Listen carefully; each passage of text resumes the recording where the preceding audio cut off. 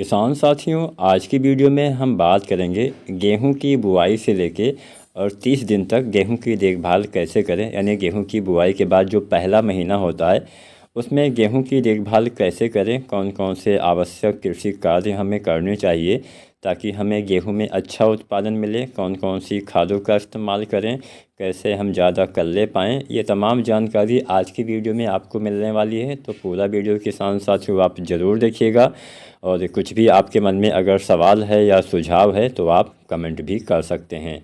तो चलिए जानते हैं, बुआई के समय से ही स्टार्ट करते हैं। सबसे पहले तो अच्छी किस्म का चुनाव करिए और नई वैरायटियों का चयन करेंगे तो उसमें बीमारियां कम आती हैं, उत्पादन अच्छा मिलता है। खेत की अच्छे से तैयारी करवाइए। अगर आपने बुआई नहीं की है तो बुआई से पहले गोबर खाद वगैरह का इस्तेमाल कर लीजिए। कम से कम 2-3 साल में एक बार इन खादों का इस्तेमाल करने से मिट्टी में भी सुधार होता है। लगातार रासायनिक खादों के इस्तेमाल से मिट्टी में क्या होता है कि जो ऊपरी सतह होती है वो काफ़ी कठोर हो जाती है, सख्त हो जाती है, जिससे पौधे में जड़ विकास अच्छे से नहीं हो पाता है, दिक्कतें आती हैं।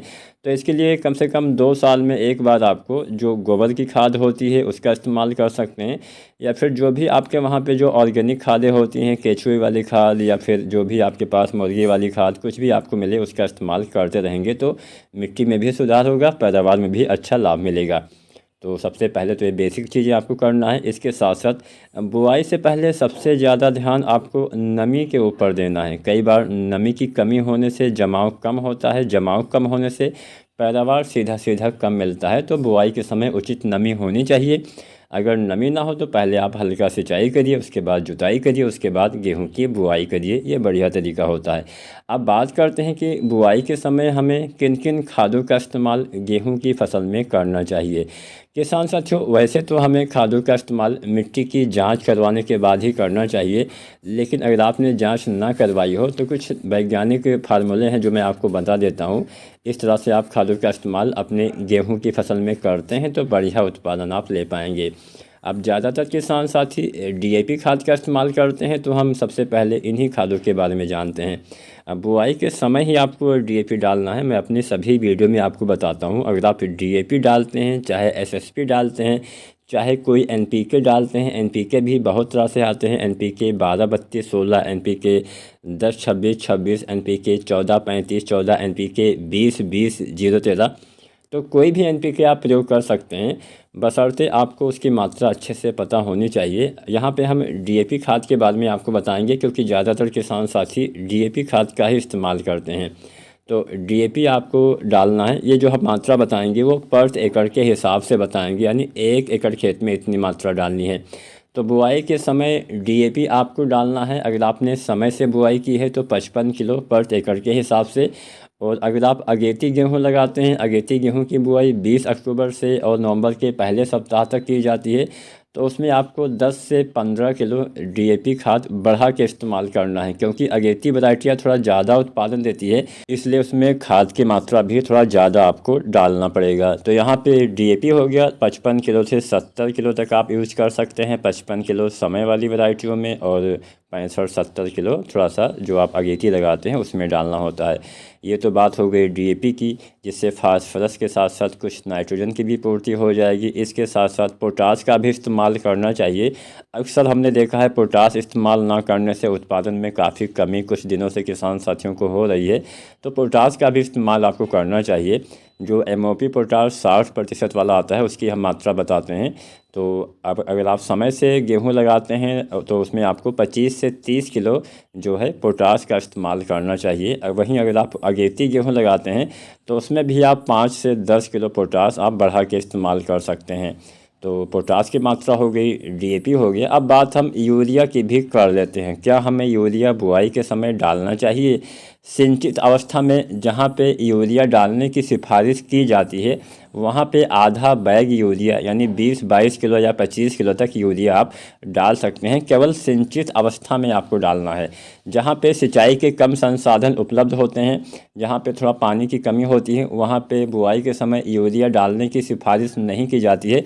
तो जहाँ पे यूरिया डालने की सिफारिश ना हो वहाँ पे यूरिया बाद में डालिए, अन्यथा सिंचित अवस्था में आप यूरिया भी 20-25 किलो पर एकड़ के हिसाब से बुआई के समय ही इस्तेमाल करिए। तो ये 3 खाद DAP, यूरिया, पोटास आपको पहली खाद के रूप में इस्तेमाल करना है।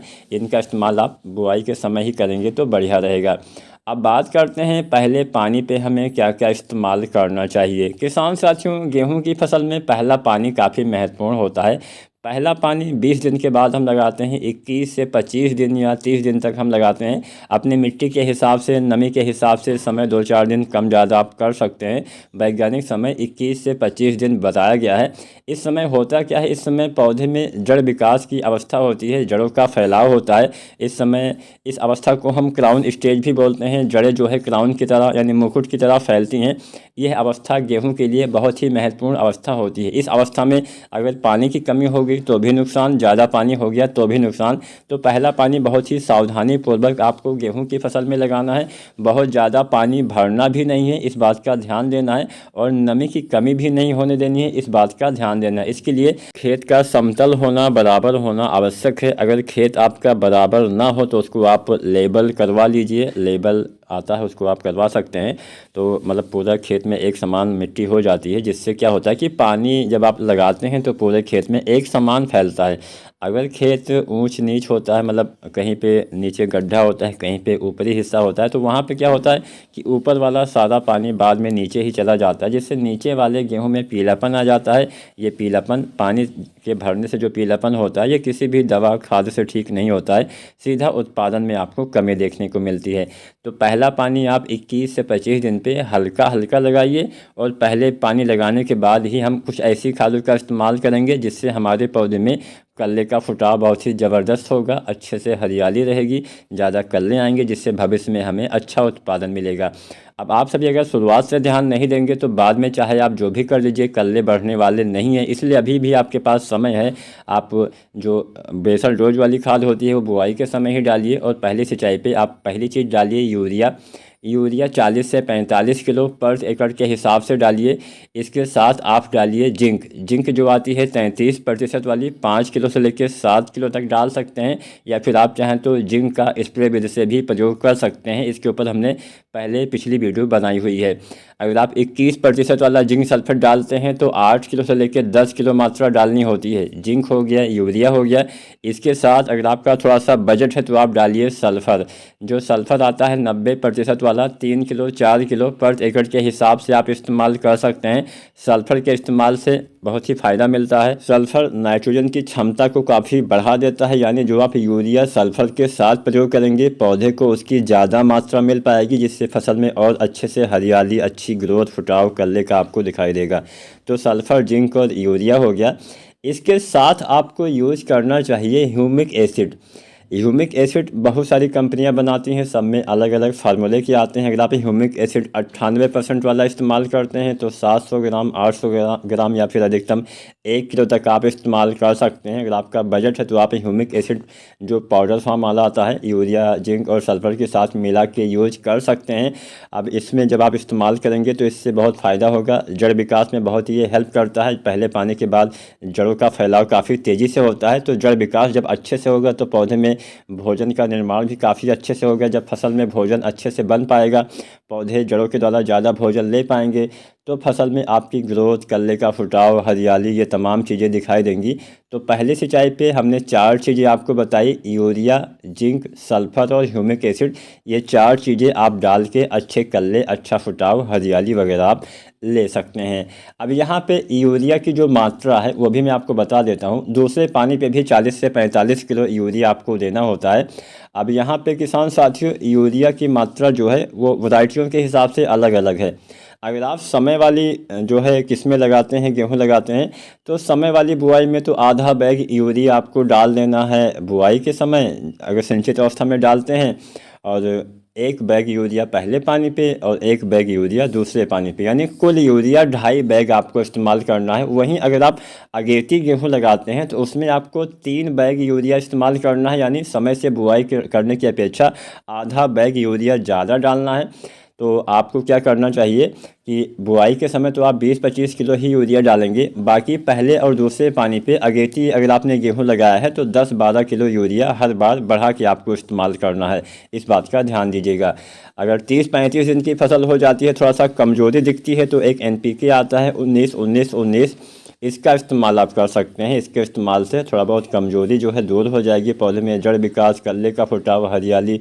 अब 19-19-19 से नाइट्रोजन, फास्फोरस, पोटास की पूर्ति होती है, जिससे फसल में अच्छी ग्रोथ, एक टॉनिक का काम करेगा। तो इसका भी इस्तेमाल कर सकते हैं। 1 किलो से लेकर 1.5 किलो पर एकड़ के हिसाब से आपको इसका इस्तेमाल करना है। इसके साथ साथ खरपतवार नियंत्रण पे भी आपको ध्यान देना है। ज़्यादा खरपतवार होने से उत्पादन में कमी आती है। बहुत जल्द खरपतवार के ऊपर एक कंप्लीट वीडियो आने वाली है, तो पूरा वीडियो आपने देखा, इसके लिए आपका बहुत बहुत धन्यवाद। चैनल पे बने रहिए। अगर सब्सक्राइब नहीं किया है तो आप SRJ खेती चैनल को सब्सक्राइब करिए, जिससे आने वाले दिनों में अगली वीडियो आपके पास आसानी से पहुँच सके। आज की वीडियो आप चाहें तो अपने किसान भाई के साथ शेयर भी कर सकते हैं। तो बुआई से लेके जो पहला महीना होता है उसमें क्या क्या किया जाता है हमने आपको बता दिया। वीडियो देखने के लिए आपका एक बार फिर से धन्यवाद।